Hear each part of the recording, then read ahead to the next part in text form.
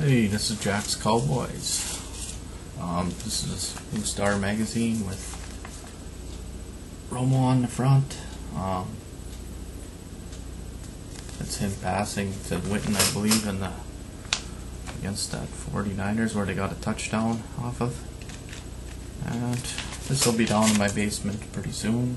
Picture of Marcus Spears.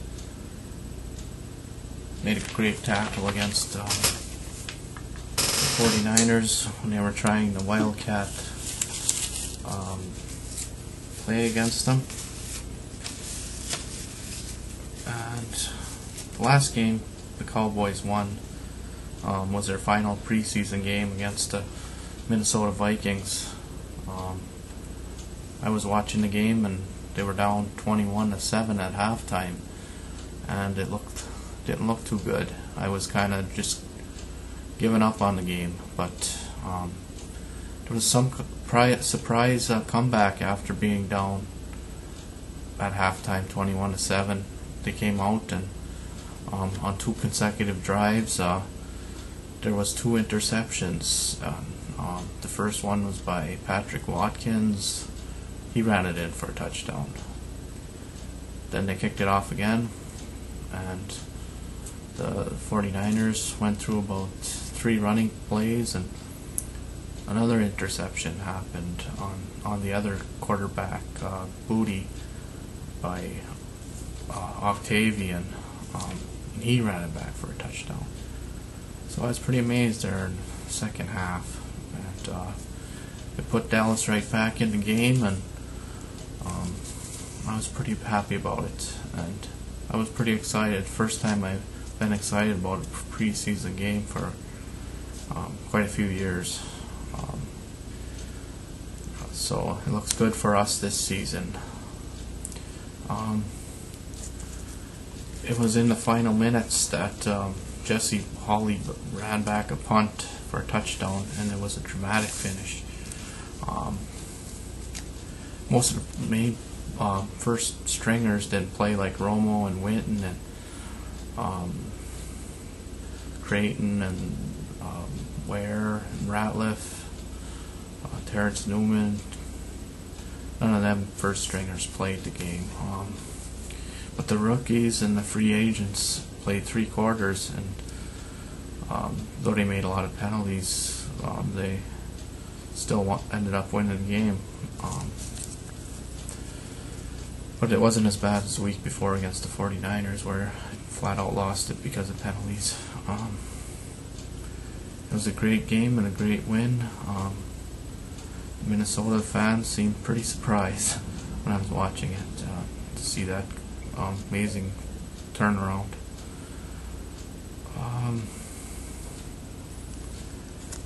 It was a great game, and the final players were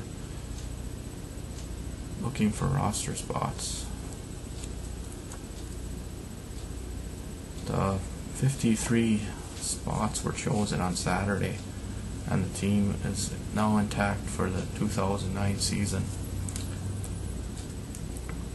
Stanback and Courtney Brown were cut, who were starters last year, or who played with the team last year. Waiving Stanback I thought was good because he seemed to be always injured for the last 3 or 4 years that he was with the team. He was always on the sidelines. And plus he had some good run backs, but on kickoffs, but I didn't really believe he could, and I was hoping that they would cut him and take this Ogletree instead. Brown had some good plays that I seen, deflecting some passes, but he made one major mistake against the 49ers when there was almost a safety, and he came running back on the receiver when the receiver was at like the 50-yard line, and made an interference call that put the 49ers at midfield when they were on a 4th down play ready to give up the ball.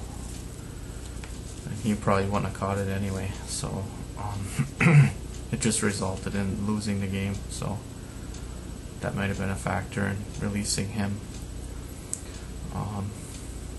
Another good move was keeping tight end Phillips. He made some good grabs in the preseason. I seen him score 1 touchdown, and he, right before the half on the last game, he made a Hail Mary catch right before halftime, but he couldn't. When time was running out, he couldn't get it in for the touchdown. He could be a future first stringer, and Witten will play through injuries, but it's still good to have a backup like him in the wings. Martellus Bennett is, of course, on the other side, but it'd be nice if he could fill in on both sides, I guess. Good.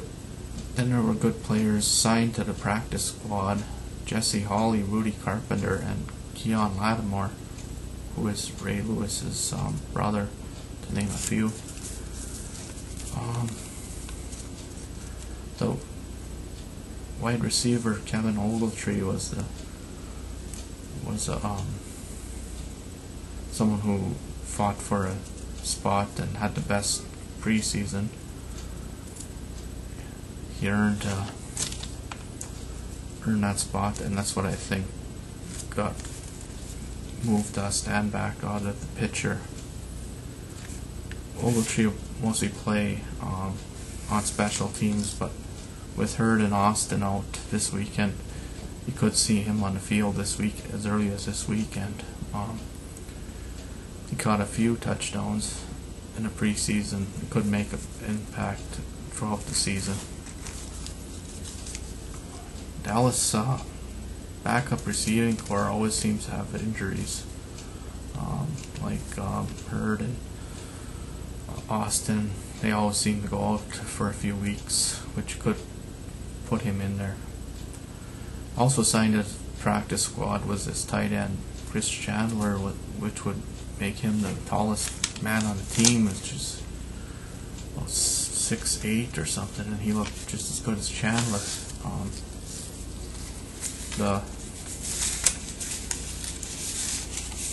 Let's see.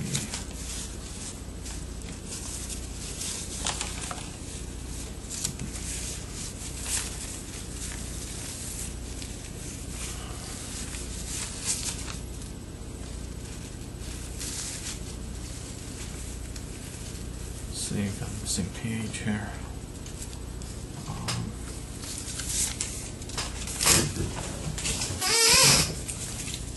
Okay, Dallas also picked up a safety from Cincinnati and sent D'Angelo Smith there, and Standback went to the Patriots. Good luck on keeping him healthy, I say to the Patriots.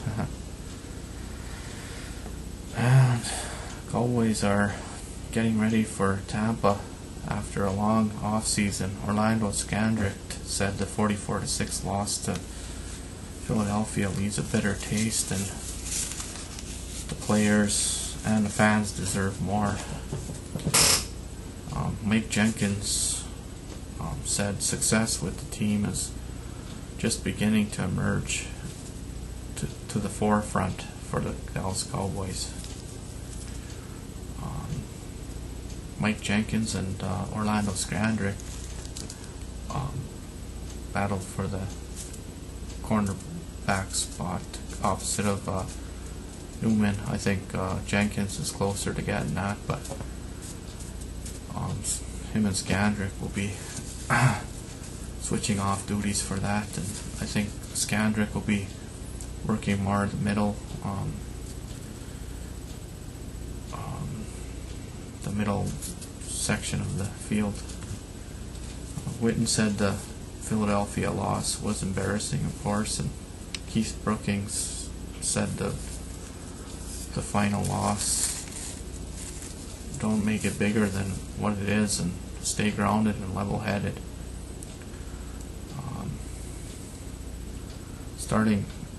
Starting too fast like we did last year, the Cowboys, just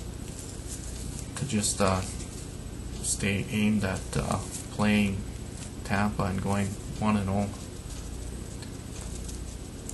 So the first game of the 2009 season is on Sunday at 1 o'clock.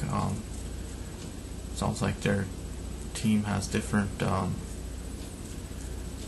coach and new offense and new defense design, but it's not the same as what we played last year. But it's time to get the Tampa at home and go Cowboys.